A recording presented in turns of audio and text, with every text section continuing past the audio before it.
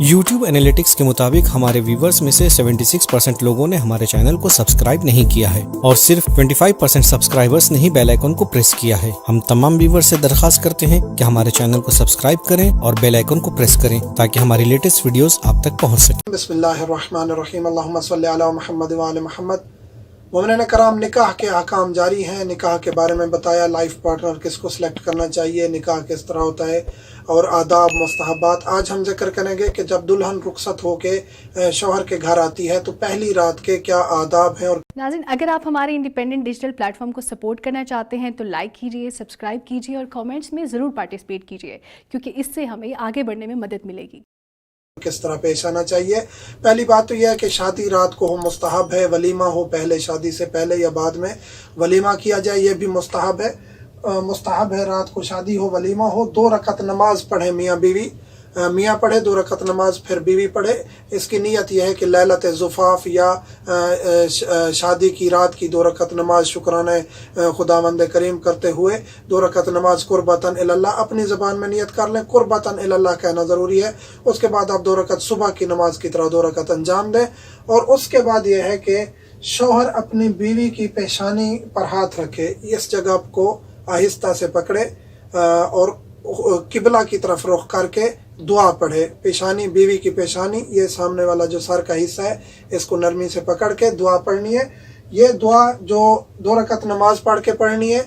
और ये जो दुआ है अल्लाहुम्मा अला किताबे का तज़व्वजतुहा, ये दोनों दुआ इंशाल्लाह डिस्क्रिप्शन में तरतीब के साथ, तफसील के साथ डाल देंगे और पहले कमेंट में भी इंशाल्लाह डाल देंगे कि ये दुआएं किस तरह पढ़नी है और ये दुआएं कौन सी हैं। इंशाल्लाह आखिर तक ये दुआ पढ़नी है, ये हम डाल देंगे। औलाद नरीना के बारे में दुआ करनी है।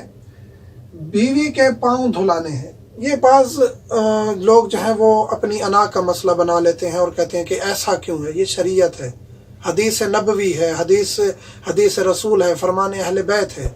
इसका फ़ायदा फिर आगे रसूल ने बताया। वो फ़ायदा अगर हमारे अज़हान में होगा तो फिर हमें यहाँ ये अमल करना पड़ जाएगा। इसके फ़ायदे कितने हैं।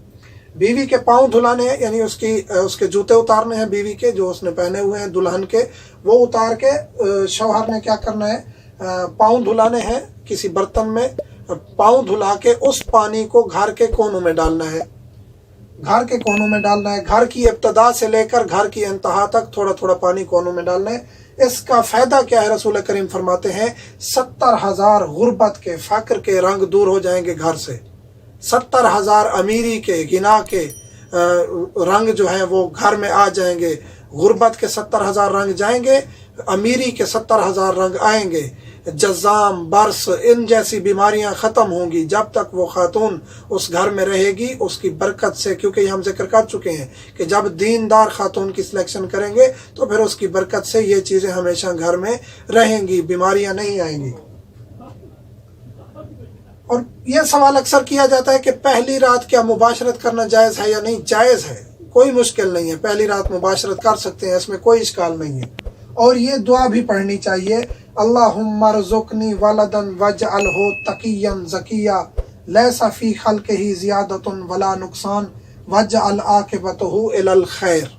ये दुआ भी इंशाल्लाह हम डिस्क्रिप्शन में और पहले कमेंट में तरतीब के साथ कि ये दुआ 2 रकत नमाज पढ़ के कौन सी दुआ पढ़नी है, फिर उसके बाद पेशानी पकड़ के कौन सी दुआ पढ़नी है और मुबाशरत से पहले कौन सी दुआ पढ़नी है। तो ये अहकाम थे पहली रात के, कुछ आदाब मुस्तहबात थे।